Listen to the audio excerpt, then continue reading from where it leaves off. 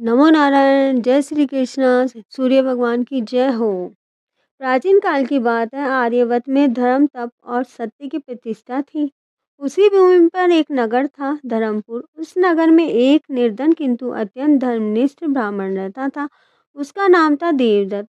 धन संपत्ति उसके पास नहीं थी, किंतु हृदय से भगवान श्री हरि के प्रति अपार भक्ति थी। देवदत्त प्रतिदिन सूर्योदय से पूर्व उठता था, गंगा स्मरण करता था और थोड़े जल से स्नान कर भगवान का नाम भी जपता था। जीवन में अनेक कष्ट थे, अन्न का अभाव था, वस्त्रों की कमी थी, परिवार की चिंता थी, परंतु उसके मुख से कभी भी कोई शिकायत नहीं निकली। एक वर्ष जब पौष मास का आगमन हुआ, तब नगर में एक महान संत पधारे। उन्होंने नगर वासियों को पौष मास की महिमा सुनाई। संत ने कहा कि हे भक्तों, पौष मास में प्रातः स्नान, भगवान विष्णु का पूजन, त्रिव्रत और अन्नदान करने से मनुष्य के जन्म जन्मांतर के पाप नष्ट हो जाते हैं।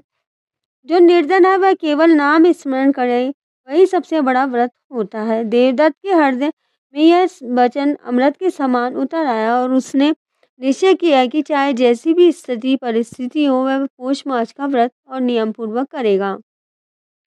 पौष मास के प्रथम दिन ब्रह्म मुहूर्त में उठकर देवदत्त ने ठंडे जल से स्नान किया। कांपते शरीर के साथ उसने दोनों हाथ जोड़कर कहा कि हे श्री हरि, मेरे पास ना धन है और ना साधन है, परंतु मेरे पास श्रद्धा सच्ची है।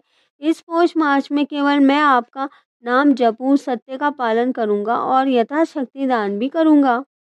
हे प्रभु, मेरी छोटी सी भक्ति को स्वीकार करिए। उस दिन से उसने नियम का बना लिया। प्रतिदिन प्रातः स्नान करके तुलसी के समक्ष दीपक ओम नमो नारायण का जप भी करता था और लोभ से दूर रहता था। कभी कभी घर में केवल एक ही रोटी होती थी। देवदत्त आधी रोटी गया को खिला देता था और आधी रोटी स्वयं खा लेता था। उसकी पत्नी भी इस वर्ष से उसका पूर्ण सहयोग करती थी। एक दिन नगर में भयंकर शीतलहर पड़ रही थी। लोग घरों से निकलना छोड़ चुके थे।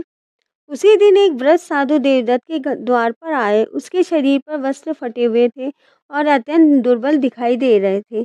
साधु ने कहा कि बस मुझे कई दिनों से अन्न नहीं मिला है, यदि कुछ भोजन मिल जाता है तो प्राण बच जाएंगे। देवदत्त के घर में उस दिन केवल एक ही कटोरी पतली खिचड़ी थी, जो उसके व्रत के लिए बनाई गई थी। क्षण भर उसके लिए उसके मन में विचार आया कि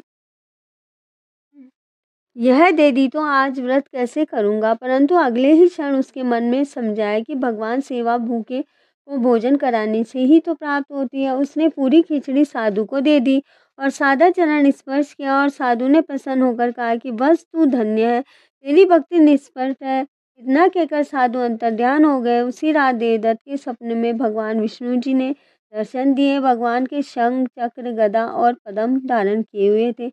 उसके मुख पर करुणामय मुस्कान थी। भगवान ने कहा कि देवदत्त, तूने पौष मास में सच्चे हृदय और से व्रत किया है, भूखों को भोजन कराया है और कभी अहंकार नहीं किया है। मैं तुझसे बड़ा ही प्रसन्न हुआ हूँ। देवदत्त के हाथ जोड़कर कहा कि हे प्रभु, मुझे धन या वैभव नहीं चाहिए, बस आपकी भक्ति मेरे पास हमेशा बनी रहे।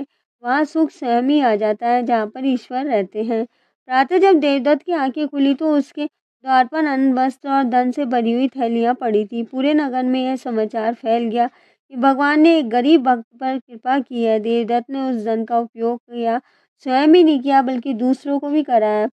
उसने भूखों को भोजन कराया, यात्रियों के लिए अलवा जलवाए, ब्राह्मणों और साधुओं को दान दिया। उसका जीवन आदर्श बन गया।